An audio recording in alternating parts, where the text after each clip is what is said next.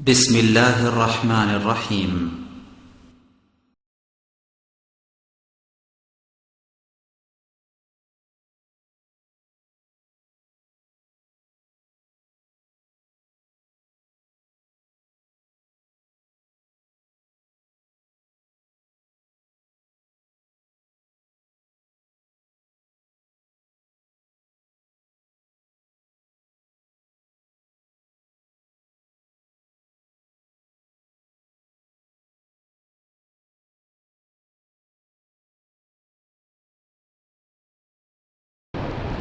اللهم صل على محمد وعلى آل محمد كما صليت على إبراهيم وعلى آل إبراهيم إنك حميد مجيد. اللهم بارك على محمد وعلى آل محمد كما باركت على إبراهيم وعلى آل إبراهيم إنك حميد مجيد. মুআজ্জাজ মুকাররম উলামায়ে কেরাম, সম্মানিত মুরব্বিয়ানে এজাম, দিনদার মুসলিম ভাই এবং বোনেরা, আল্লাহ সুবহানাহু ওয়া তাআলার দরবারে কোটি কোটি শুকরিয়া যে মহান রব্বুল আলামিন আমাদেরকে দীর্ঘ এক সপ্তাহ পরে শুক্রবার সলাতুল মাগরিবের পর আল্লাহ সুবহানাহু ওয়া তাআলার পবিত্র ঘর মসজিদে বসে আম্বিয়া আলাইহিমুস সালামের দাওয়াতি কাজের সুন্নাহ মোতাবেক রব্বুল আলামিনের নাজিলকৃত কোরআনে হাকিম থেকে কয়েকটি আয়াতে কারিমার সংক্ষিপ্তভাবে তাফসীর করার এবং শোনার তৌফিক দিয়েছেন, সেই রব্বুল আলামিনের শুকর আদায় করি। সকলে বলি আলহামদুলিল্লাহ। সম্মানিত ভাই এবং বোনেরা, কোরআনে হাকিমের যে সূরা থেকে আমাদের ধারাবাহিক কোরআনে কারিমের তাফসীর চলতেছিল, সেই সূরাটির নাম হলো সূরা মারিয়াম। সূরা মারিয়ামের 40 নম্বর আয়াতে কারিমা পর্যন্ত আমরা গত তাফসীরে আলোচনা করেছি। আজকে সূরা মারিয়ামের 41 নম্বর আয়াতে কারিমা থেকে আমাদের তাফসীর হবে ইনশাআল্লাহ। সূরা মারিয়াম, এই সূরাটি মাক্কি সূরা নাকি মাদানী সূরা? মাক্কি সূরা। আর এই সূরাটি মাক্কি যুগের কোন ভাগে নাজিল হয়েছে? তৃতীয় ভাগে। মাক্কি যুগের তৃতীয় ভাগে আল্লাহ সুবহানাহু ওয়া তাআলা এই সূরা মারিয়াম নাজিল করেন। আমরা গত তাফসিরে এই সূরা নাজিলের প্রেক্ষাপট এবং জাফর ইবনে আবু তালেব রাদিয়াল্লাহু তাআলা আনহু কীভাবে সেই হাবশার বাদশাহ নাজ্জাশীর দরবারে এই সূরা মারিয়াম তেলাওয়াত করেছিলেন, এবং সূরা মারিয়ামের মধ্যে আল্লাহ সুবহানাহু ওয়া তাআলা ঈসা আলাইহিস সালাম সম্পর্কে যে কথাবার্তা বলেছেন, মারিয়াম আলাইহিস সালাম সম্পর্কে যে কথাগুলো বলেছেন, এই কথাগুলো তিনি নাজ্জাশীর দরবারে, খ্রিস্টান রাজার দরবারেও সুন্দরভাবে তেলাওয়াত করে শুনিয়েছিলেন। আল্লাহ সুবহানাহু ওয়া তাআলা এই সূরার মধ্যে কয়েকজন বিশিষ্ট নবীর কথা আল্লাহ পাক উল্লেখ করেছেন। গত তাফসীরে আমরা প্রথম দিকে দেখেছি যে আল্লাহ সুবহানাহু ওয়া তাআলা ঈসা আলাইহিস সালামের ব্যাপারে, মারিয়াম আলাইহিস সালামের বিষয়ে, জাকারিয়া আলাইহিস সালাম, ইয়াহিয়া আলাইহিস সালাম, অনেক নবীর কথা আল্লাহ পাক উল্লেখ করেছেন। 41 নম্বর আয়াতে কারিমা থেকেও আমরা দেখব আল্লাহ সুবহানাহু ওয়া তাআলা আরও কয়জন বিশিষ্ট নবীর কথা আল্লাহ পাক উল্লেখ করেছেন। তন্মধ্যে একজন বিশিষ্ট নবী হলেন ইব্রাহিম আলাইহিস সালাম। আরেকজন নবীর উল্লেখ আল্লাহ পাক করেছেন, তিনি হলেন মূসা আলাইহিস সালাম। আরেকজন নবীর বিষয়ে আল্লাহ পাক বিশেষভাবে উল্লেখ করেছেন ইসমাঈল আলাইহিস সালাম। আরেকজন নবীর ব্যাপারে আল্লাহ পাক এখানে উল্লেখ করেছেন ইদ্রিস আলাইহিস সালাম। এই কয়জন নবীর বিষয়ে আল্লাহ পাক বিশেষ করে উল্লেখ করেছেন। এই নবীদের বিষয়ে এখানে উল্লেখ করার কারণ হলো যে এই সকল আম্বিয়া আলাইহিমুস সালাম আল্লাহ সুবহানাহু ওয়া তাআলার দ্বীনের দাওয়াত দিতে গিয়ে যে সকল বাধা বিপত্তির সম্মুখীন হয়েছিলেন, মাক্কি যুগে নবী সাল্লাল্লাহু আলাইহি সাল্লাম এবং সাহাবায়ে কেরাম রাদওয়ানুল্লাহি তাআলা আলাইহিম আজমাইন তারাও ঠিক একই রকমের সমস্যাগুলোর সম্মুখীন হচ্ছিলেন। তা আল্লাহ সুবহানাহু ওয়া তাআলা নবী সাল্লাল্লাহু আলাইহি সাল্লামকে এবং মুমিনদেরকে এই আয়াতে কারিমা নাজিল করে জানিয়ে দিলেন যে এই সমস্যাগুলোর সম্মুখীন হওয়া এটা নতুন কোনো বিষয় নয়, এটা নবীওয়ালা সুন্নত। সমস্ত আম্বিয়া আলাইহিমুস সালাম আল্লাহ সুবহানাহু ওয়া তাআলার দ্বীনের দাওয়াত দিতে গেলে, রিসালাতের দায়িত্ব পালন করতে গেলে এই সমস্যাগুলোর সম্মুখীন হতে হয়। এই জন্য আল্লাহ পাক কয়েকজন বিশিষ্ট নবীর কথা আল্লাহ পাক ধারাবাহিকভাবে উল্লেখ করেছেন। ৪১ নম্বর আয়াতে কারিমা থেকে রাব্বুল আলামিন যেই নবীর বিষয় উল্লেখ করতেছেন তিনি হলেন ইব্রাহিম আলাইহিস সালাম। ইব্রাহিম আলাইহিস সালামকে আমরা সকলেই চিনি এবং তিনি এমন একজন নবী যিনি ইহুদিদের কাছেও সম্মানিত, যিনি খ্রিস্টানদের কাছেও সম্মানিত এবং যিনি মুসলিমদের কাছেও সম্মানিত। এরকম একজন নবী আর কোনো নবী অর্থাৎ ইব্রাহিম আলাইহিস সালাম ছাড়া দ্বিতীয় আর এমন কোনো নবী নাই যে নবী সবার কাছে সম্মানিত, ইহুদিদের কাছেও সম্মানিত, মুসলিমদের কাছেও সম্মানিত, খ্রিস্টানদের কাছেও সম্মানিত। এইরকম নবী একজনেই শুধু, তিনি হলেন ইব্রাহিম আলাইহিস সালাম। আমরা প্রতিদিন যতবার সলাত আদায় করি প্রত্যেক সলাতে শেষ বৈঠকে আমরা দরুদ পড়ি। এই দরুদের মধ্যে নবী সাল্লাল্লাহু আলাইহি ওয়াসাল্লাম শিখিয়েছেন আল্লাহুম্মা সাল্লি আলা মুহাম্মাদিন ওয়া আলা আলি মুহাম্মাদ কামা সাল্লাইতা আলা ইব্রাহিম ওয়া আলা আলি ইব্রাহিম কামা সাল্লাইতা আলা ইব্রাহিম ওয়া আলা আলি ইব্রাহিম। আবার এরপরে কামা বারাকতা আলা ইব্রাহিম ওয়া আলা আলি ইব্রাহিম। সুবহানাল্লাহ। আল্লাহ সুবহানাহু ওয়া তাআলার এমন এক নবী যেই নবীর বিষয়ে, যে নবীর জন্য দোয়া, যে নবীর উপরে দরুদ, আল্লাহ সুবহানাহু ওয়া তাআলার কোটি কোটি বান্দা সেই ইব্রাহিম আলাইহিস সালামের পর থেকে শত শত বছর অতিবাহিত হয়ে গিয়েছে। এই সময়ের মধ্যে আল্লাহর এই জমিনে যত কোটি কোটি মুমিন এসেছিলেন এবং কিয়ামত পর্যন্ত যত কোটি কোটি মুমিন আসবেন সকলেই এই ইব্রাহিম আলাইহিস সালাম এবং আলে ইব্রাহিমের জন্য দরুদ এবং সালাম পেশ করে গিয়েছেন। সুবহানাল্লাহ। এবং আমরা যে প্রতি বছর হজ্জে বাইতুল্লাহর কাজগুলা করে থাকি, এই হজ্জে বাইতুল্লাহর প্রতিটি কাজ ইব্রাহিম আলাইহিস সালামের সাথে সম্পৃক্ত। হজ্জে বাইতুল্লাহর আমরা মিনার মধ্যে জামারায় পাথর নিক্ষেপ করি, এটা কার সাথে সম্পৃক্ত? ইব্রাহিম আলাইহিস সালামের সাথে। আল্লাহর যেই ঘরে আমরা তাওয়াফ করি এই ঘরটাও তৈরি করা, স্থাপন করা কার সাথে? ইব্রাহিম আলাইহিস সালামের সাথে। এরপরে মাকামে ইব্রাহিম আল্লাহর ঘরের পাশে, সেটা কার? ইব্রাহিম আলাইহিস সালামের। এরপরে মায়ে জমজম, জমজমের পানি সেই আরব থেকে শুরু করে সারা পৃথিবীর মুসলিম যেই পানি এবং বরকতময় পানি যেটা আমরা পান করে থাকি সেটা কার সাথে সম্পৃক্ত?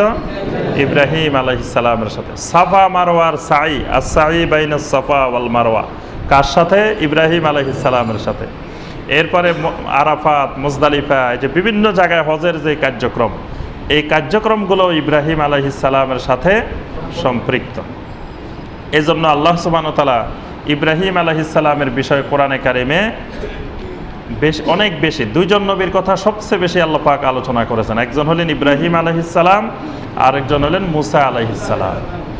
আল্লাহ সুবহানাহু ওয়া তাআলা এখানে উল্লেখ করেন ওয়াযকুর ফিল কিতাবি ইব্রাহিম, ওয়াযকুর ফিল কিতাবি ইব্রাহিম। হে রাসূল, আপনি দুনিয়াবাসীর কাছে আল্লাহ সুবহানাহু ওয়া তাআলার কিতাবে ইব্রাহিমের বিষয়ে উল্লেখ করুন। সুবহানাল্লাহ। ইব্রাহিমের বিষয়ে আলোচনা করুন, ইব্রাহিমের বিষয়ে আপনি দুনিয়ার মানুষদেরকে জানিয়ে দেন। কি জানিয়ে দিবেন? ইন্নাহু কানা সিদ্দিকান নাবিয়্যা। সুবহানাল্লাহ। ইব্রাহিম তো ছিলেন একজন সিদ্দিক এবং একজন নবী। সুবহানাল্লাহ।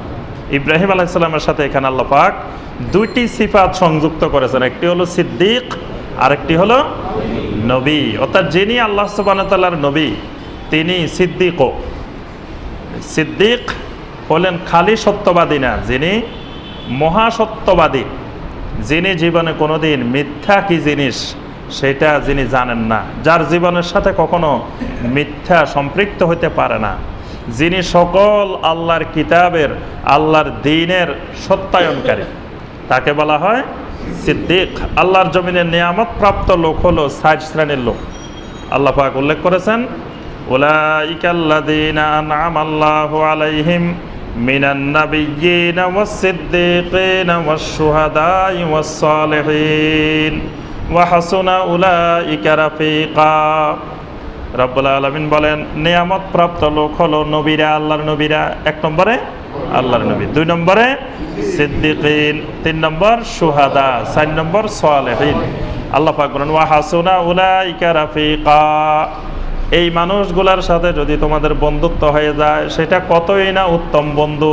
সুবহানাল্লাহ। তোমরা যদি নবীদেরকে বন্ধু হিসাবে পেয়ে যাও, তোমরা যদি সিদ্দিকিনদেরকে বন্ধু হিসাবে পেয়ে যাও, তোমরা যদি শুহাদাদেরকে বন্ধু হিসাবে পেয়ে যাও, আর সালেহিনদেরকে যদি তোমরা বন্ধু হিসাবে পাও, এটা কতই না উত্তম বন্ধু। সুবহানাল্লাহ। আল্লাহ পাক বলতেছেন, ইব্রাহিম একজন সিদ্দিকও ছিলেন, আবার একজন নবীও ছিলেন। ইয ক্বালা লিআবিহি ইয়া আবাতি লিমা তা'বুদু মা লা ইয়াসমা'ু ওয়া লা ইউবসির ওয়া লা ইউগনি আনকা শাইআ। ইব্রাহিম আলাইহিস সালাম নবী হওয়ার পরে, নবুয়তের দায়িত্ব পাওয়ার পরে, ইব্রাহিম আলাইহিস সালামের বাড়ি কোথায়? জি, মক্কাতে। ইব্রাহিম আলাইহিস সালামের বাড়ি ইরাক। ইব্রাহিম আলাইহিস সালামের জন্মস্থান হলো ইরাকের বাবেল নগরীতে, যেটা বেবিলন নগরী, বেবিলন সভ্যতা। যারা ইতিহাস পড়ছেন, তারপরে ইসলামিক হিস্ট্রি পড়ছেন, সব সাবজেক্টে বেবিলন সভ্যতার কথা আছে। এই বেবিলন সভ্যতার যে বেবিলন নগরী, এই নগরীতেই ইব্রাহিম আলাইহিস সালামের জন্ম। তিনি নবুয়তের দায়িত্ব পাওয়ার পরে, আল্লাহর রাসূল হওয়ার পরে, তিনি কি হিজরত করে ইরাক থেকে মক্কা চলে আসছেন? কোথাও গেছেন? যান নাই। তিনি নবী হওয়ার পরে আল্লাহ সুবহানাহু ওয়া তাআলা তাকে নবুয়তের দায়িত্ব দেওয়ার পরে তিনি সর্বপ্রথম দাওয়াতি কাজ আরম্ভ করেছেন কোথা থেকে? নিজের ঘরের থেকে। সর্বপ্রথম দাওয়াত তার বাবাকে, তার মাকে ইব্রাহিম আলাইহিস সালাম দাওয়াত দিয়েছেন। কোন নবী, কোন রাসূল নবুয়তের দায়িত্ব পাওয়ার পরে নিজের বাড়িঘর ছেড়ে, নিজের গছ ছেড়ে, নিজের আশেপাশে প্রতিবেশী ছেড়ে আরেক দেশে দাওয়াত দেওয়ার জন্য নবী রাসূলেরা কখনো যেতেন না। আল্লাহ রাসূল সাল্লাল্লাহু আলাইহি সাল্লাম নবুয়তের দায়িত্ব পাওয়ার পরে তিনি কি দাওয়াত দেওয়ার জন্য সর্বপ্রথম তায়েফ চলে গেছেন? দাওয়াত দেওয়ার জন্য মদিনায় গেছেন? দাওয়াত দেওয়ার জন্য দাম্মাম গেছেন? দাওয়াত দেওয়ার জন্য বাহরাইন গেছেন? কোথায়? সর্বপ্রথম নবী সাল্লাল্লাহু আলাইহি ওয়াসাল্লাম দাওয়াত দেওয়া শুরু করেছেন নবী সাল্লাল্লাহু আলাইহি ওয়াসাল্লামের স্ত্রীকে, খাদিজা রাদিয়াল্লাহু তাআলা আনহাকে, নবী সাল্লাল্লাহু আলাইহি ওয়াসাল্লামের বন্ধু বান্ধবদেরকে, প্রতিবেশীদেরকে, আত্মীয় স্বজনদেরকে। এটা হলো নবীওয়ালা সুন্নত। ইব্রাহিম আলাইহিস সালামও সর্বপ্রথম দাওয়াত শুরু করেছেন তার মা বাবাকে দিয়ে, এবং মা বাবার কাছে কিভাবে দাওয়াত দিতে হবে এটা শিখতে হবে ইব্রাহিম আলাইহিস সালাম থেকে। মা বাবা যদি শিরিক করে, মা বাবা যদি বেনামাজি হয়, মা বাবা যদি দিন বিরোধী হয়, তো সন্তান মা বাবাকে কিভাবে দাওয়াত দিবে এবং মুরব্বীদেরকে কিভাবে দাওয়াত দিতে হবে, দাদা দাদি, নানা নানি, চাচা চাচি, খালা খালু, মামা মামি, তাদেরকে কিভাবে দাওয়াত দিতে হবে সেটা ইব্রাহিম আলাইহিস সালাম থেকে শিখতে হবে। ইব্রাহিম আলাইহিস সালাম দাওয়াত শুরু করলেন নিজের ঘরের থেকে। তখন তিনি বিয়ে করেন নাই, যে সময় তিনি নবুয়তের দায়িত্ব পান, এই জন্য তিনি মা বাবাকে দিয়েই দাওয়াতের কাজ শুরু করেছেন। বাবাকে কি বললেন? ইয ক্বালা লিআবিহি, যখন তিনি তার বাবাকে বললেন, তার বাবাকে তিনি বললেন, তার বাবার নাম কি? জি, আল্লাহ পাক সূরা আল আনআমের মধ্যে বলছেন, ইয ক্বালা ইব্রাহিমু লিআবিহি আযারা আতাত্তাখিযু আসনামান আলিহা। ইব্রাহিম আলাইহিস সালামের মায়ের নাম কি? জি, এটা জানার দরকার নাই, এটা বিনা দরকারি জিনিস, এটা আল্লাহ সুবহানাহু ওয়া তাআলা জানান নাই। ইব্রাহিম আলাইহিস সালামের বাবার নাম বলছেন আজার, কিন্তু মায়ের নাম আল্লাহ পাক আমাদেরকে বলেন নাই, আল্লাহ রাসূল সাল্লাল্লাহু আলাইহি ওয়াসাল্লাম আমাদেরকে বলেন নাই। তো যে জিনিস আল্লাহ এবং আল্লাহ রসুল বলেন নাই সেই জিনিস আমাদের জানার দরকার নাই, এটা হলো বেহুদা কাজ। ইব্রাহিম আলাইহিস সালামের মায়ের নাম জানা কোনো জরুরি বিষয় না, দরকারি বিষয় না, এই জন্য আল্লাহ পাক আমাদেরকে জানান না। যদি এটা জরুরি বিষয় হইতো তো আল্লাহ সুবহানাহু ওয়া তাআলা জানাইতেন। বাপের নাম জানাইছেন, আমরা শুধু বাপের নামের উপরে বিশ্বাস করবো যে আল্লাহর কোরআনে আল্লাহ বলছেন যে ইব্রাহিমের বাপের নাম হলো আজার। তো বাপকে কি বললেন? ইয়া আবাতি, ইয়া আবাতি। এই আবাতি হলো আরবি ভাষা একবার আদরের শব্দ, মহব্বতের শব্দ। মানে ইয়া আবি আর ইয়া আবাতি দুটার মধ্যে একটু বেশ কম আছে। ইয়া আবি মানে হে আমার আব্বা, আর ইয়া আবাতি মানে একবার আরো মহব্বতের স্বরে, আব্বা জান, খুব আদরের স্বরে। সুতরাং দাওয়াত দিতে হবে আদরের স্বরে। বাপেরে আরে মিয়া আপনি কিসের ইবাদত করেন, আরে আপনার এইসব ইবাদত কিচ্ছু হবে না, রাগ করে দাওয়াত দেওয়া যাবে না। দাওয়াত দিতে হবে অত্যন্ত মহব্বতের সাথে। বাবাকে তিনি বললেন লিমা তা'বুদু মা লা ইয়াসমাউ ওয়া লা ইউবসিরু, আব্বাজান আপনি কেন এই সকল মাবুদের ইবাদত করেন যে সকল মাবুদেরা আপনার কোনো কথা শুনেও না, আপনাকে কোনো কিছু দেখেও না। আপনার এই মাবুদেরা যাদের আপনি ইবাদত করেন তারা কোনো কিছু শুনেও না, দেখেও না। ওয়ালা ইউগনি আনকা শাইআ, আপনার কোনো এক পয়সা দামের কোনো উপকারেও আসে না, আপনার কোনো বিন্দু মাত্র কোনো উপকারেও আসে না। তো যে জিনিস যে মাবুদেরা দেখেও না, শুনেও না, কোনো উপকারও করতে পারে না, তা আপনি ওই সকল মাবুদের ইবাদত কেন করেন? ইয়া আবাতি ইন্নী কাদ জাআনি মিনাল ইলম মা লাম ইয়াতিক, আব্বাজান আমার কাছে আমার আল্লাহ সুবহানাহু ওয়া তাআলার পক্ষ থেকে এমন এক এলেম এসেছে যেই এলেম আপনার কাছে আসে নাই। বাবা মনে করতে পারে যে আমি যে সকল মাবুদের ইবাদত করতেছি এটা ভুল, এটা আমার ছেলে জানলো কিভাবে? তো ছেলে আবার সাথে সাথে বলে দিচ্ছেন যে আব্বা আমি এটা জানার কারণ হলো যে আল্লাহ সুবহানাহু ওয়া তাআলার পক্ষ থেকে আমার কাছে এমন কিছু জ্ঞান আসছে যেটা আপনার কাছে আসে না। সেই জ্ঞানটা কিসের জ্ঞান? নবুয়তের জ্ঞান, রিসালাতের জ্ঞান, যে আমি আল্লাহর নবী, আপনি আল্লাহর নবী হন নাই। তা আমি আল্লাহ সুবহানাহু ওয়া তাআলার নবী হওয়ার কারণে আমার কাছে আল্লাহ রাব্বুল আলামিনের পক্ষ থেকে এমন কিছু জ্ঞান আসে, এলেম আসে যেটা আপনার কাছে আসে না। ফাত্তাবিনি, সুতরাং আপনার দায়িত্ব হলো আপনি আমার ইত্তেবা করবেন, আপনি আমার অনুসরণ করবেন। আহদিকা সিরাতান সাবিয়্যা, আর আমার ইত্তেবা করলে আমি আপনাকে সিরাতে মুস্তাকিমের রাস্তা দেখিয়ে দিব। সুবহানাল্লাহ। তাহলে এখানে বাপ যদি বলে যে আরে ছেলে আমার ইত্তেবা করব, আমি আবার বাপের ছেলের ইত্তেবা করবো কেন? আমাদের দেশে হইলে, সমাজ হইলে ছেলে আমাকে অনুসরণ করবে, আমি আবার ছেলের অনুসরণ করব কেন? ইব্রাহিম আলাইহিস সালাম বুঝাই দিলেন যে আব্বা আমি আপনার ছেলে, কিন্তু আমি আল্লাহর নবী।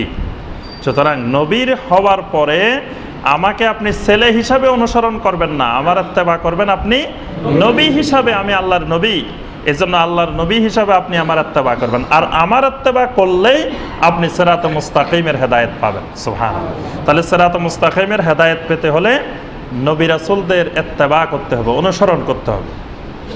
ইয়া আবাতি লা তা'বুদিশ শায়তান, হে আব্বাজান আপনি শয়তানের ইবাদত করবেন না।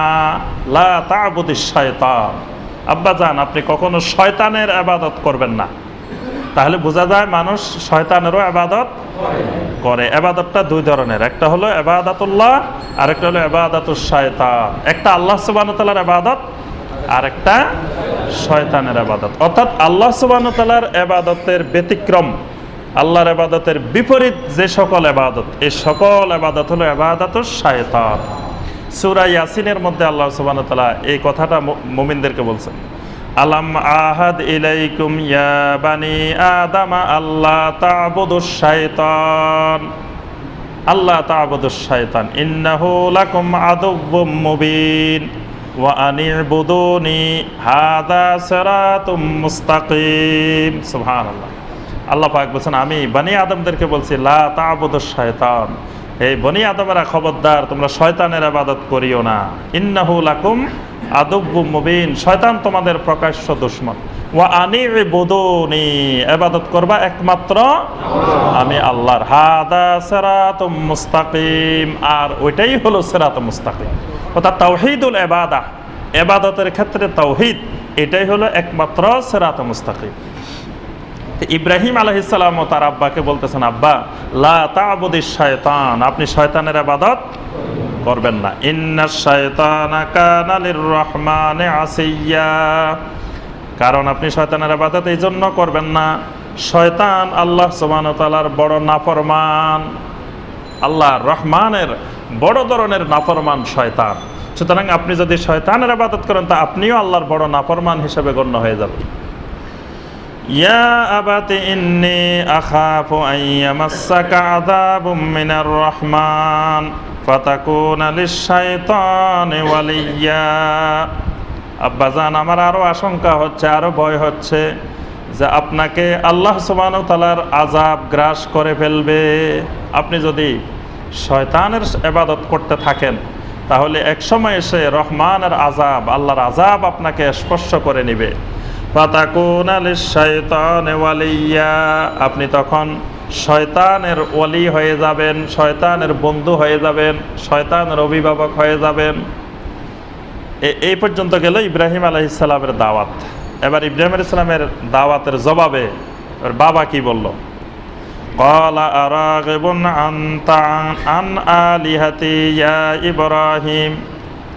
ইব্রাহিমের বাবা বলল, আরাগিবুন আনতা আন আলিহাতি ইয়া ইব্রাহিম, হে ইব্রাহিম, তুমি কি আমার এই সকল মাবুদ, যে মাবুদদের ইবাদত আমার পূর্বপুরুষ দীর্ঘদিন যাবৎ করে আসতেছে, আমার মা বাবাকে, দাদা দাদিকে, পূর্বপুরুষকে, আমার প্রতিবেশীকে, সমাজকে, সবাইকে আমি যে ইবাদত, যে মাবুদের ইবাদত করতে দেখেছি, এই সকল মাবুদের প্রতি কি তুমি অসন্তুষ্ট নাকি? লা ইল্লাম তানতাহি লাআরজুমান্নাক, যদি তুমি এই সকল মাবুদের প্রতি অসন্তুষ্ট হও, লাআরজুমান্নাকা, আমি তোমাকে পাথর মেরে হত্যা করব। এ সকল আমাদের যে মাবুদ, এই মাবুদদেরকে অস্বীকার করা এটা বড় ধরনের নাফরমানি। সুতরাং এটার শাস্তি হলো তোমাদেরকে পাথর মেরে হত্যা করা হবে। ওয়াহজুরনি মালিয়া, আজকে থেকে আমি তোমাকে ত্যায্য পুত্র বানাই দিলাম। ওয়াহজুরনি মালিয়া, যাও, তোমার সাথে আমার কোনো ধরনের কোনো সম্পর্ক নাই, কারণ তুমি আমার মাবুদদের ব্যাপারে কথা বলছো। সুতরাং আমার মাবুদদের ব্যাপারে কথা বললে আর বাপ ছেলের সম্পর্ক তোমার সাথে নাই। এই হলো বাপের জবাব। এবার ইব্রাহিম আলাইহিস সালামের জবাব, ক্বালা সালামুন আলাইক। দেখেন বাপ কত কঠিন ভাষায় কথা বলছে। বাপ বলল যে তোমাকে পাথর মেরে মেরে ফেলবো, তোমার সাথে আমার ছেলে বাবার কোনো সম্পর্ক নাই, তোমাকে ত্যায্য করলাম। ইব্রাহিম আলাইহিস সালাম বললেন, সালামুন আলাইক, বাবা আপনার প্রতি সালাম, আল্লাহর শান্তি বর্ষিত হোক। সুবহানাল্লাহ। সাআস্তাগফিরু লাকা রাব্বি, আমি আমার রবের কাছে আপনার জন্য বারবার ইস্তেগফার করব। সুবহানাল্লাহ, আমি আমার রবের কাছে আপনার জন্য ইস্তেগফার করব, ক্ষমা প্রার্থনা করব।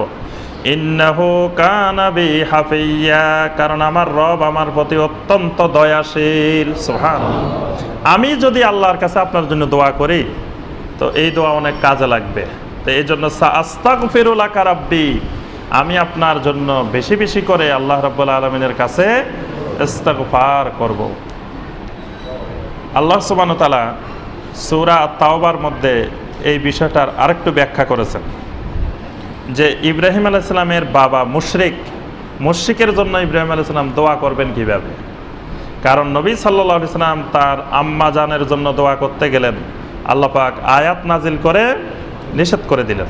আল্লাহ পাক বললেন, মা কানা লিন-নাবিয়্যি ওয়াল্লাযীনা আমানু আন ইস্তাগফিরু লিল মুশরিকিন ওয়ালাউ কানু উলি কুরবা।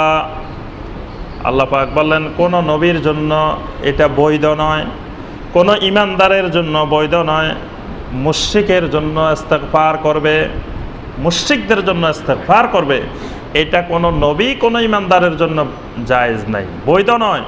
ওয়ালাউ কানু উলি কুরবা, যদিও সে তার একেবারে নিকট আত্মীয় হোক না কেন, তার মা হোক না কেন, তার বাপ হোক না কেন, তার ভাই হোক না কেন, তার বোন হোক না কেন, কারো জন্যই যদি সে মুশরিক হয় তাহলে কোনো ঈমানদার এবং কোনো নবী তার জন্য দোয়া করতে পারে না।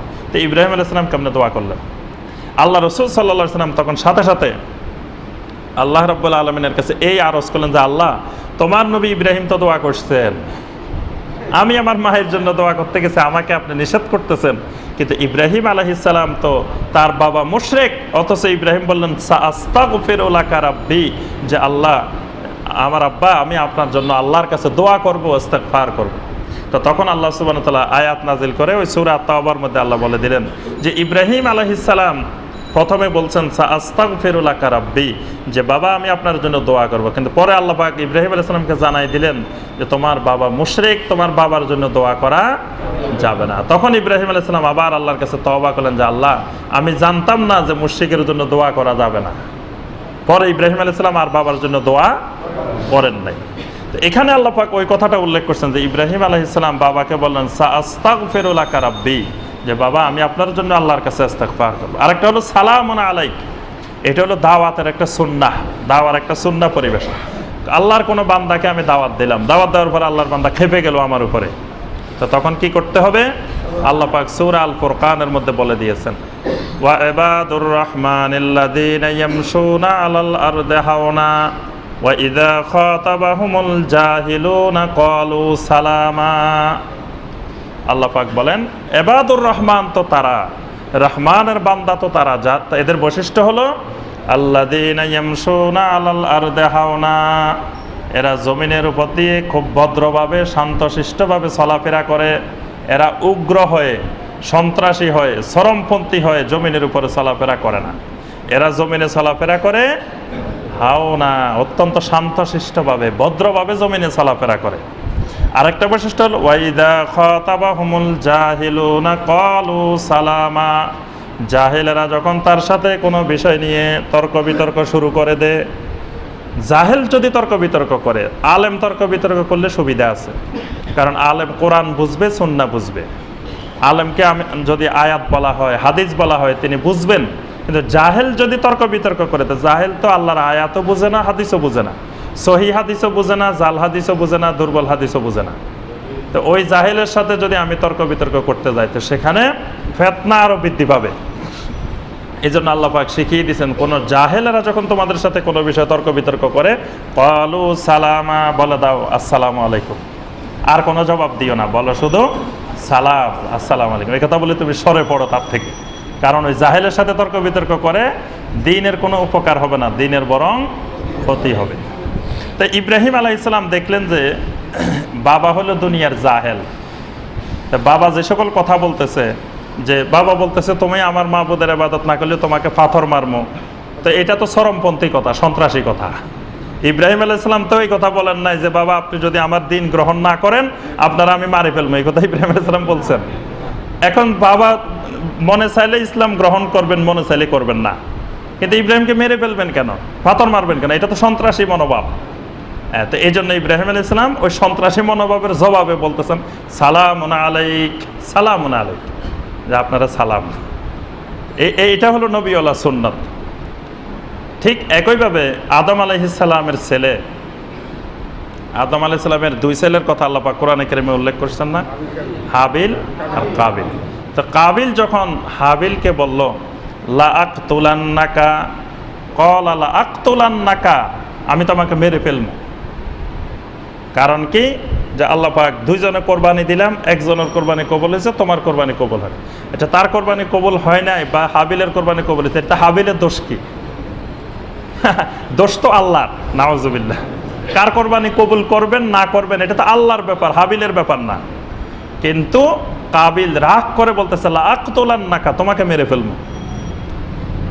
তখন হাবিল এর জবাবে বলে নাই যে ভাই তোমারও আমি মেরে ফেলবো, এই কথা বলেন নাই। হাবিল কি বলছেন? ক্বালা ইন্নী আখাফুল্লাহ রাব্বাল আলামিন, ক্বালা ইন্নামা ইয়াতাকাব্বালুল্লাহু মিনাল মুত্তাকিন। হাবিল বললেন যে শোনো, যে আল্লাহ পাক তো কোরবানি কবুল করেন মুত্তাকিনদের থেকে। আর ওয়ালা ইম বাসাত্তা ইলাইয়া ইয়াদাকা লিতাকতুলানি মা আনা বিবাসিতিন ইয়াদিয়া ইলাইকা লিআকতুলাক ইন্নী আখাফুল্লাহ রাব্বাল আলামিন। বাইরে তুমি যদি আমাকে মারার জন্য আমাকে হত্যা করতে আসো, তো এই কথা তুমি জেনে রাখো, আমি তোমাকে হত্যা করার জন্য অগ্রসর হব না। কারণ ইন্নী আখাফুল্লাহ রাব্বাল আলামিন, আমি আমার আল্লাহ রাব্বুল আলামিনকে ভয় করি, আমি আমার আল্লাহকে ভয় করি। আল্লাহকে ভয় করার কারণে তুমি আমাকে মারতে আসলেও আমি তোমাকে মারতে যাব না। এইটা হলো আম্বিয়া আলাইহিমুস সালাম নবী আল্লাহ সুন্নাত।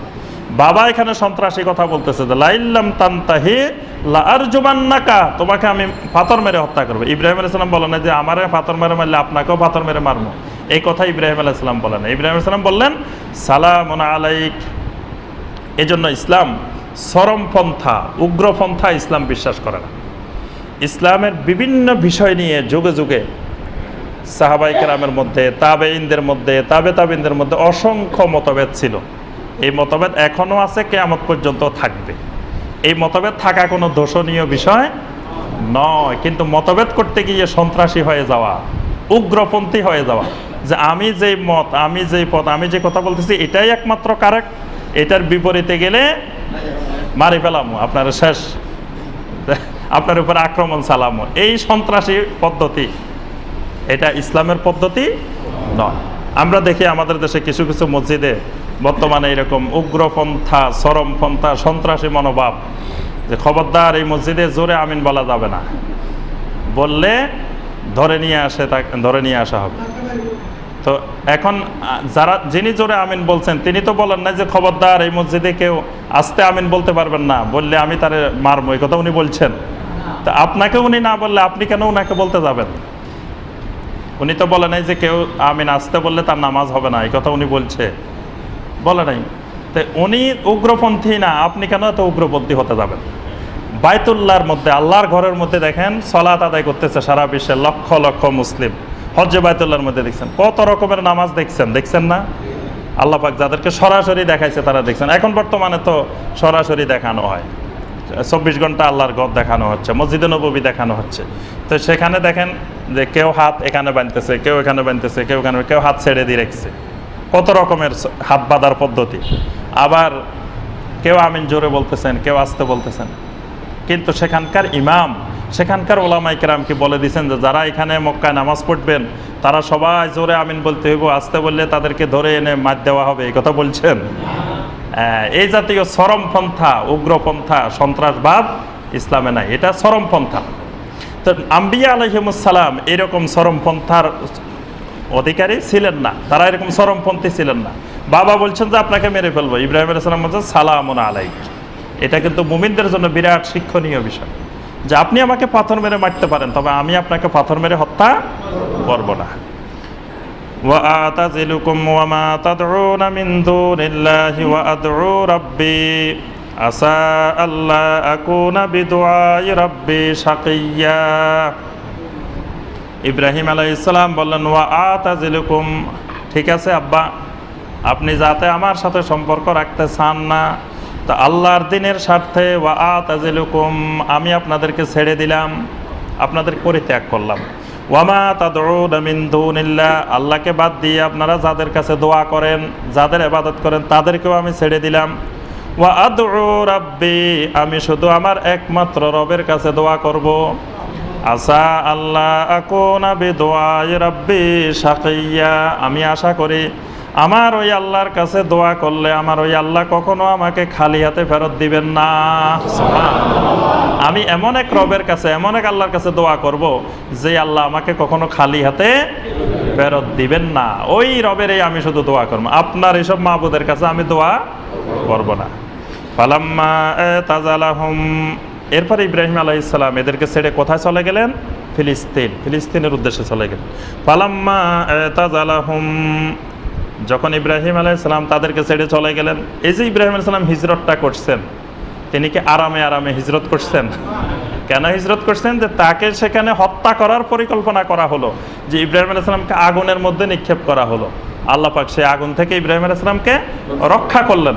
তারপরে যখন সেখানে আর আল্লাহর দ্বীন পালন করা একেবারে অসম্ভব, তখন আল্লাহ পাক নির্দেশ দিলেন যে ইব্রাহিম আর এখানে না থেকে তুমি হিজরত করে ফিলিস্তিন চলে যাও। সুবহানাল্লাহ। তাহলে আম্বিয়া আলাইহিমুস সালাম হিজরত করতেন কখন? যখন তার মাতৃভূমিতে, তার জনপদে, তার নির্দিষ্ট জায়গায় তিনি যখন একেবারে অসম্ভব হয়ে পড়তো আল্লাহর দ্বীনের দাওয়াত দেওয়া, তখন তিনি হিজরত করে ওই এলাকা থেকে আরেক এলাকায় যেতেন। ফালাম্মা তাজালাহুম ওয়া মা ইয়াবুদুনা মিন দুনিল্লাহ, রাব্বুল আলামিন বলেন যখন ইব্রাহিম ওই বাতিল মাবুদদেরকে এবং ওই মুশরিকদেরকে পরিত্যাগ করে যখন তিনি ফিলিস্তিন চলে আসলেন, ওয়াহাবনা লাহু ইসহাক ওয়া ইয়াকুব, আমি এতদিন পর্যন্ত দীর্ঘ সময় ইব্রাহিমের কোনো সন্তান সন্ততি নাই। আল্লাহ পাক বলেন, আমার হুকুমে আমার দ্বীনের উদ্দেশ্যে যখন হিজরত করে এখানে চলে আসলো, আমি ইব্রাহিমকে ইসহাক এবং ইয়াকুবের মতো সম্পদ দিয়েছি। সুবহানাল্লাহ, ইসহাকের মতো এবং ইয়াকুবের মতো সম্পদ আমি ইব্রাহিমকে দিয়েছি। এরা কেমন সম্পদ? যে ইসহাক আলাইহিস সালাম তিনিও আল্লাহ সুবহানাহু ওয়া তাআলার একজন বিশিষ্ট নবী, আবার ইসহাক আলাইহিস সালামের ছেলে ইয়াকুব আলাইহিস সালাম তিনিও আল্লাহ সুবহানাহু ওয়া তাআলার বিশিষ্ট নবী। এখানে ইসমাইলের কথা বললাম না কেন? ইসমাইল তো ইয়াকুবের চাচা বাদ দিয়ে আগে ভাতিজার কথা আল্লাহ পাক একটু পরে ইসমাইলের কথা আলাদাভাবে উল্লেখ করছেন, এই জন্য আর এখানে ইসমাইলের কথা আনেন নাই। আল্লাহ পাক বলছে ইসহাক এবং ইয়াকুবের মতো সম্পদ আমি তাকে দিলাম। ওয়াকুল্লান জাআলনা নাবিয়্যা, এবং এই ইসহাক ইয়াকুব দুজনকে আমি আল্লাহর নবী বানিয়ে দিলাম। সুবহানাল্লাহ। ওয়া ওয়াহাবনা লাহুম মির রাহমাতিনা, আর আমি দুজনকে আমার রহমত দ্বারা আচ্ছাদিত করলাম। সুবহানাল্লাহ। ইব্রাহিম, ইসহাক, ইয়াকুব সবাইকে আমি আমার রহমত দিয়ে ঢেকে নিলাম। ওয়া জাআলনা লাহুম লিসানা সিদকিন আলিয়্যা, এবং তাদেরকে দুনিয়ার মানুষের সামনে সত্য কথা তুলে ধরার জন্য ওইরকম শক্তিশালী জবান, শক্তিশালী ভাষা আমি তাদেরকে দিলাম। সুবহানাল্লাহ। তারা দুনিয়ার মানুষের সামনে আল্লাহর দ্বীনকে তুলে ধরার জন্য যেই পরিমাণ সাহস, যেই পরিমাণ এলেম, যেই পরিমাণ জ্ঞান দরকার, আমি ইব্রাহিম, ইসহাক, ইয়াকুবকে সেই পরিমাণ এলেম, সেই পরিমাণ সাহস, সেই পরিমাণ জ্ঞান আমি তাদেরকে দান করলাম।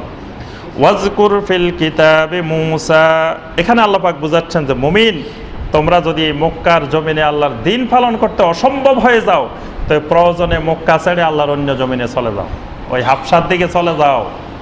তাই হাবশার দিকে যাওয়ার কারণে তোমাদের ক্ষতি হবে না। ইব্রাহিম নিজের বাড়িঘর ছেড়ে, বাবেল নগরী ছেড়ে ফিলিস্তিন যাওয়াতে তার ক্ষতি হয় না, বরং আমার বড় নিয়ামত পাইছে, ইসহাক পাইছে, ইয়াকুব পাইছে, ইসমাইল পাইছে। তোমরা এরকম হিজরত করে যদি ওই হাবশাতে যাও, নাজ্জাশীর দেশে যাও, তো তোমরা ক্ষতিগ্রস্ত হবে না। আল্লাহ পাক তোমাদেরকে এর থেকে বড় নিয়ামত দিবেন। সুবহানাল্লাহ। এই হিজরত করে যে সকল সাহাবায়ে কিরাম গিয়েছিলেন তারা কিন্তু অনেক বড় বড় নিয়ামত পাইছেন। এদের এই হিজরতকারীদের মধ্যে একজন ছিলেন জাফর ইবনে আবু তালেব রাদিয়াল্লাহু তাআলা। পরবর্তীতে তিনি অনেক বড় সাহাবীর মর্যাদা পেয়েছেন জাফর ইবনে আবু তালেব, এবং তিনি মুতার যুদ্ধে শাহাদাত বরণ করেছিলেন জাফর ইবনে আবু তালেব। নবী সাল্লাল্লাহু আলাইহি ওয়াসাল্লাম সালাতুল ফজরের পরে সাহাবায়ে কিরামদেরকে বললেন যে তোমাদের ভাই জাফর শাহাদাত বরণ করেছেন। সুবহানাল্লাহ। জাফরের জন্য নবী সাল্লাল্লাহু আলাইহি ওয়াসাল্লাম দোয়া করলেন। জাফরের পরিবার কান্নাকাটি শুরু করছে যে জাফর শাহাদাত বরণ করেছেন। নবী সাল্লাল্লাহু আলাইহি ওয়াসাল্লাম তার বাড়িতে গিয়ে বললেন যে তোমরা জাফরের জন্য কেঁদো না, জাফর কিয়ামতের ময়দানে আমার সাথে থাকবে। সুবহানাল্লাহ। তাহলে জাফরের মর্যাদা আল্লাহ কোথায় নিয়ে গেছেন? যে জাফর, নবী সাল্লাল্লাহু আলাইহি ওয়াসাল্লাম ঘোষণা দিলেন কিয়ামতের ময়দানে জাফর আমার সাথে থাকবে, তাহলে জান্নাতেও জাফর নবী সাল্লাল্লাহু আলাইহি ওয়াসাল্লামের সাথে থাকবে। সেই হিজরতকারীদের মধ্যে একজন ছিলেন উম্মে সালামা রাদিয়াল্লাহু তাআলা আনহা। সেই উম্মে সালামা পরবর্তীতে নবী সাল্লাল্লাহু আলাইহি ওয়াসাল্লামের স্ত্রী হওয়ার, দুনিয়ার কোটি কোটি মুমিনের মা হওয়ার সৌভাগ্য অর্জন করেছেন। সুবহানাল্লাহ। সেই হিজরতকারীদের মধ্যে একজন ছিলেন উম্মে হাবিবা রাদিয়াল্লাহু তাআলা আনহা। তিনিও পরবর্তীতে আমাদের মা হওয়ার সৌভাগ্য লাভ করেছেন। সুবহানাল্লাহ। তো এর থেকে বড় নিয়ামত আর তারা কি পাবেন? এইরকম এই হাবশায় যারা হিজরত করেছিলেন এদের মধ্যে সকল সাহাবী ইসলামের বড় বড় মর্যাদা, বড় বড় নিয়ামত আল্লাহ তাদেরকে দিয়েছিলেন। এরপরে আল্লাহ সুবহানাহু ওয়া তাআলা 51 নম্বর আয়াত থেকে মুসা আলাইহিস সালামের বিষয়ে উল্লেখ করছেন। ওয়াজকুর ফিল কিতাবি মুসা, দুনিয়ার মানুষের কাছে আমার আরেকজন নবী মুসার কথা উল্লেখ করেন। মুসা আলাইহিস সালাম রব্বুল আলামিনের একজন বড় উচ্চ স্তরের নবী, এবং একবার এক ইহুদি এবং এক মুসলিম, বুখারীর হাদিসের মধ্যে আসছে, দুইজনে মিলে ঝগড়া লাগছে। একজন বলে যে মুহাম্মদ রাসূলুল্লাহ সাল্লাল্লাহু আলাইহি ওয়াসাল্লাম উপরে, আরেকজন বলে মুসা উপরে। এগুলো হলো বিনা দরকারি ঝগড়া। দেখবেন যে অনেকের মধ্যে এরকম আছে, একজনে কয় যে আমাদের ওই পীর সাহেব বড়, আরেকজনে কয় অমুক পীর সাহেব বড়, একজনে কয় অমুক হুজুর বড়, একজনে কয় অমুক হুজুর বড়। বড়কে ছোটকে এটা নিয়ে ঝগড়াঝাটি করার দরকার নেই। আরেকটা বদ অভ্যাস আমাদের দেশে চালু হয়েছে এখন, সেটা হলো ওয়াজ মাহফিল করতে গেলে মাহফিলের মধ্যে প্রধান বক্তা, দ্বিতীয় বক্তা, তৃতীয় বক্তা, এটা চরম বেয়াদবি। এখানে সকল ওলামায়ে কেরাম, এখানে আপনি কি মাপতে পারবেন যে কার এলেম বেশি কার এলেম কম? আপনি যাকে প্রধান বক্তা বানাচ্ছেন হয়তো তার থেকে তৃতীয় বক্তা যিনি তার এলেম অনেক বেশি। আর এলেম কি সুরে আর গানে হয়? বক্তা তো হলো এলেম গানে আর সুরে। যিনি যত বেশি গান গাইতে পারে, যিনি যত বেশি সুর করতে পারে, তিনি প্রধান বক্তা। তো এখানে আপনি জুলুম করছেন। এই জন্য যারা মাহফিল করেন আমি তাদেরকে অনুরোধ করবো, এরকম প্রধান বক্তা দ্বিতীয় বক্তা দরকার নেই। যে আপনি সবাই আলোচক, সবাই সম্মানিত আলোচক, সবাই কোরআন সুন্নাহর কথা বলবেন। সেখানে প্রধান দ্বিতীয় তৃতীয় আপনি পরীক্ষা নিতে যাবেন কেন যে এটা 1 নম্বর, এটা 2 নম্বর, এটা 3 নম্বর? এগুলো হলো বিনা দরকারি। তো একজন সাহাবী আর একজন ইহুদি ঝগড়া লাগছে। একজন বলে যে আল্লাহ রাসূল সাল্লাল্লাহু আলাইহি ওয়াসাল্লাম বড়, আরেকজন বলে যে মুসা আলাইহিস সালাম বড়। তো শেষ পর্যন্ত মুসলিমটা রাগে ওই ইহুদিকে জোরে একটা থাপ্পড় মারি দিছে যে আল্লাহ রাসূল সাল্লাল্লাহু আলাইহি ওয়াসাল্লাম হলেন সাইয়্যিদুল মুরসালিন, খাতামুন নবিয়্যিন, আর তুমি বলো মুসা বড়। তখন ইহুদি গিয়ে নবী সাল্লাল্লাহু আলাইহি ওয়াসাল্লামের কাছে বিচার দিলেন, সুবহানাল্লাহ। যাই বললেন যে এ অমুক সাহাবী অমুক ব্যক্তি আমাকে সপটাঘাত করেছে, সে বলতেছে যে আপনি বড়, আমি বলছি মুসা বড়। তখন নবী সাল্লাল্লাহু আলাইহি ওয়াসাল্লাম তো বলার কথা যে আরে মিয়া সে তো ঠিক কথাই বলছে, আমি তো বড়। কিন্তু আল্লাহ রাসূল সাল্লাল্লাহু আলাইহি ওয়াসাল্লাম মসজিদে নববীতে দাঁড়িয়ে সাহাবায়ে কেরামদেরকে বললেন, শোনো, লা তুখায়্যিরুনি আলা মুসা, আমার উম্মতরা কোনোদিন আমি রাসূলকে মুসার উপরে প্রাধান্য দিবে না। আল্লাহু আকবার। আমি মুহাম্মদ রাসূলুল্লাহ সাল্লাল্লাহু আলাইহি ওয়াসাল্লামকে মুসার থেকে বড়, মুসার থেকে উপরে এরকম প্রাধান্য দিবে না। আমি আর মুসাকে নিয়ে ঝগড়া করবে না, কারণ কিয়ামতের ময়দানে সকল মানুষ বেহুশ হয়ে যাবে। ওই বেহুশের থেকে যখন সর্বপ্রথম যে মানুষটা উঠবে সেটা হলাম আমি মুহাম্মদ রাসূলুল্লাহ সাল্লাল্লাহু আলাইহি ওয়াসাল্লাম। কিন্তু আমি উঠে দেখব যে মুসা আলাইহিস সালাম আল্লাহর আরশের খুঁটি ধরে দাঁড়িয়ে আছে, সুবহানাল্লাহ। তাহলে আমি উঠার আগে মুসা উঠে গেছে, না হয় আমি উঠে কেমনে দেখবো যে মুসা আলাইহিস সালাম আল্লাহর আরশের খুঁটি ধরে দাঁড়াইছে? আর তখন আমি এইটা চিন্তা করতে থাকবো যে সম্ভবত মুসা একবার পৃথিবীতে বেহুশ হয়েছিল। কোরআনে মুসার বেহুশের কথা আছে। তো মুসা মনে হয় দুনিয়াতে যে বেহুশটা হয়েছিল ওই বেহুশের কারণে আল্লাহ পাক তাকে আর কিয়ামতের ময়দানে বেহুশ করেন নাই, সুবহানাল্লাহ। তাহলে বোঝা যায় মুসা আলাইহিস সালাম আমারও আগে উঠে আল্লাহর আরশের খুঁটি ধরে দাঁড়ায় থাকবে। তাহলে তোমরা কিভাবে মাপলা যে মুসা বড় না মুহাম্মদ সাল্লাল্লাহু আলাইহি ওয়াসাল্লাম বড়? তো এই জাতীয় বিনা দরকারি মানে অপ্রয়োজনীয় ঝগড়াঝাটি করার জন্য নবী সাল্লাল্লাহু আলাইহি ওয়াসাল্লাম নিষেধ করলেন। তাহলে বোঝা যায় মুসা আলাইহিস সালাম আল্লাহ রাব্বুল আলামিনের একজন বড় এবং সম্মানিত নবী। আল্লাহ পাক মুসার কিছু সিফাত উল্লেখ করলেন। মুসা আলাইহিস সালামের 3টা সিফাত আল্লাহ বললেন, ইন্নাহু কানা মুখলাসা ওয়া কানা রাসূলান নাবিয়্যা। সুবহানাল্লাহ। নবী সাল্লাল্লাহু আলাইহি ওয়াসাল্লাম বললেন আমার নবী মুসা তো ছিল ইন্নাহু কানা মুখলাসা, তিনি ছিল একজন খালেস মানুষ, নির্ভেজাল মানুষ, খাঁটি মানুষ। সুবহানাল্লাহ। মানে মানুষ কাকে বলে আল্লাহ পাক বলতেছে খালেস, নির্ভেজাল, একবারে মুখলাস, মানে একনিষ্ঠ আল্লাহর গোলাম, আল্লাহর বান্দা। এরকম বান্দা ছিলেন মুসা আলাইহিস সালাম।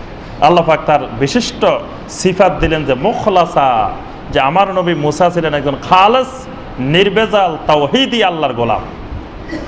ওয়া কানা রাসূলান নাবিয়্যা, তিনি ছিলেন একজন আল্লাহর রাসূল এবং একজন আল্লাহর নবী। তিনি আল্লাহর রাসূলও ছিলেন, আল্লাহর নবী। সকল নবীরা রাসূল নন, কিন্তু সকল রাসূল নবী। মানে যারা রাসূল তারা আবার নবীও, আর যারা নবী তারা কিন্তু রাসূল না।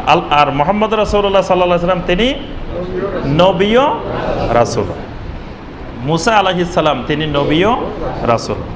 ওয়ানাদাইনাহু মিন জানিবিত তুরিল আইমানি ওয়া কাররাবনাহু নাজিয়্যা। রাব্বুল আলামিন বলেন ওই মুসাকে আমি একদিন তুর পাহাড়ের ডান দিক থেকে ডাক দিলাম। তুর পাহাড়ের ডান দিক থেকে আমি একদিন মুসাকে ডাক দিয়েছিলাম। ওয়া কাররাবনাহু নাজিয়্যা, এবং আমি গোপনে গোপনে মুসার সাথে কিছু মুনাজাত করেছি, গোপনে কিছু কথা বলছি। সুবহানাল্লাহ। ওয়া কাররাবনাহু নাজিয়্যা। কখন এই কথাটা হয়েছে? মুসা আলাইহিস সালাম যখন পার্শ্ববর্তী দেশ মাদিয়ানে যখন হিজরত করছিলেন। মুসা আলাইহিস সালাম হিজরত করে কোথায় গেছিলেন? মাদিয়ানে গিয়ে তিনি সেই ঘটনা আমরা সূরা আল আম্বিয়ার মধ্যে আলোচনা করেছি। সেখানে গিয়ে শেষ পর্যন্ত তিনি বিয়ে করলেন। সেই ওই যে ছাগল চড়াইতে গেলেন, মেয়েরা ছাগলকে পানি পান করাইতে গেলেন, মুসা আলাইহিস সালাম পানি পান করাই দিলেন। এরপরে বিয়ে করে তিনি চিন্তা করলেন যে আবার তিনি মিশরে চলে আসবেন, কারণ ওই যেই ফেরাউনের ভয়ে তিনি মিশর ছেড়ে মাদিয়ান গিয়েছিলেন সেই ফেরাউন মারা গেছে। এখন ওই ফেরাউনের ছেলে এখন রাষ্ট্রের দায়িত্বভার গ্রহণ করেছে। তো মুসা আলাইহিস সালাম মনে করলেন তো ওই ফেরাউন তো আর নাই, এখন আবার মিশরে চলে যায়।